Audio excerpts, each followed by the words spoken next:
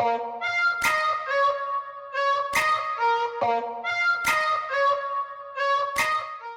the past 3 years, the Carabinieri, in Bari alone, had one mafia-related arrest every 3 days. And this is according to the investigative unit's findings. Basically, over 300 arrests and the confiscating of 153 million euros. Colonel Dario Minio, who's presently retiring, said the following: "Over time, crime in the Bari area has adapted to our responses. It's clear that the more effective the police force is, the more they must find antidotes to survive. We know perfectly well how fragmented it is, how much the various clans impact the various neighborhoods. This is a situation known to the police force. We are all focused, and the answers will come."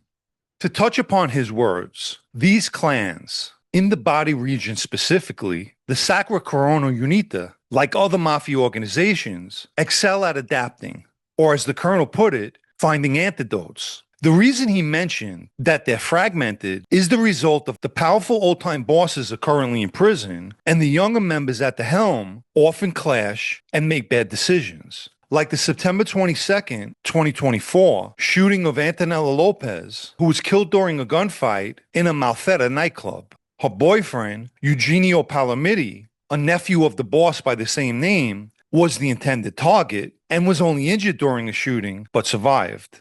In present day, there's a significant generational shift taking place in the mafia, and this goes for in Italy as well as the United States. For starters, the older, wiser members are either incarcerated or dying off, and with them goes tradition.